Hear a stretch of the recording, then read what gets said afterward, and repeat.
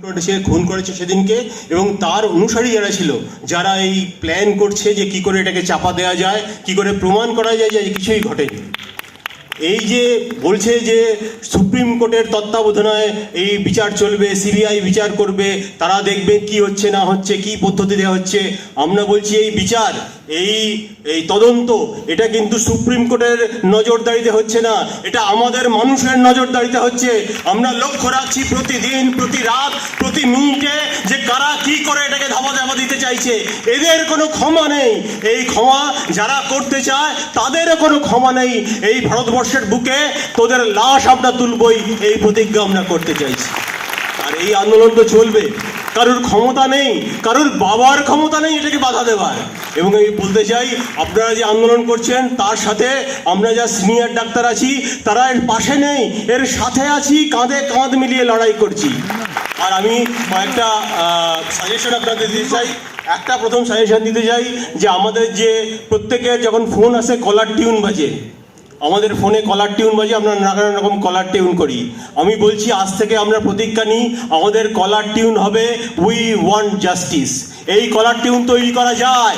আপনারা জিওতে যান, আপনারা ভোডাফোনে যান, দেখবেন কলার টিউন করা যায়। 49 টাকা দিলে এই কলার টিউন আপনি কিনতে পারবেন। আমি প্রার্থনা করব আপনারা সবাই, সমস্ত ডাক্তাররা এই কলার টিউন চালু করুন, যাতে যে পশ্চিমবঙ্গের মানুষ আপনাকে ফোন করবে সে শুনতে পাবে যে সমস্ত ডাক্তাররা বলছে উই ওয়ান্ট জাস্টিস।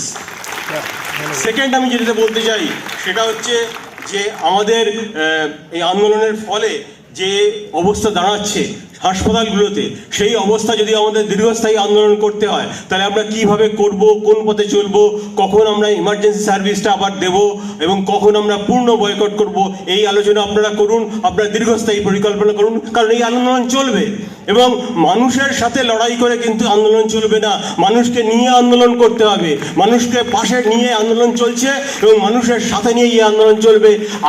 বিগত দিনে কিন্তু যখন আন্দোলন হয়েছিল পশ্চিমবঙ্গের বুকে, তখন মানুষকে সাথে নিয়েও জুনিয়র ডাক্তার ছিল।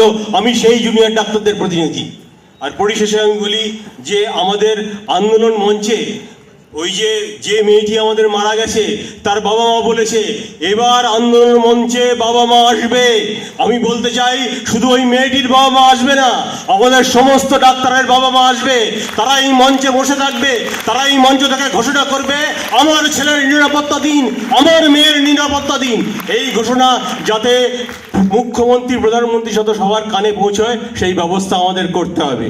আর আমরা এই টিভি চ্যানেলকে একটা অনুরোধ করতে চাই, এই যখন পুজো আসে আপনারা কাউন্টডাউন করেন, আজকে 60 দিন, আজকে 59 দিন, আজকে 58 দিন দুর্গা পুজোর। আজকে আপনারা কাউন্ট আপ করবেন না যে আজকে 18 দিন, কালকে 19 দিন, 20 দিন আমার মেয়ে মারা গেছে, এটা টিভিতে দেখাবেন না? এইটা যদি দেখান তাহলে পশ্চিমবঙ্গের মানুষ আপনাদের ক্ষমা করবে না। আর পরিশেষে বলি, একটা ছোট্ট কবিতা বলে শেষ করি। মৃত্যুর ভর্ৎসনা আমরা তো অহরহ শুনছি, আধার ঘোরের কেথে তবু তো ভোরের বীজ বুনছি। আমাদের বিক্ষত চিত্তে জীবনে জীবনে অস্তিত্বে কালনাট ফনা উৎক্ষিপ্ত বারবার হলাহল মাখছি।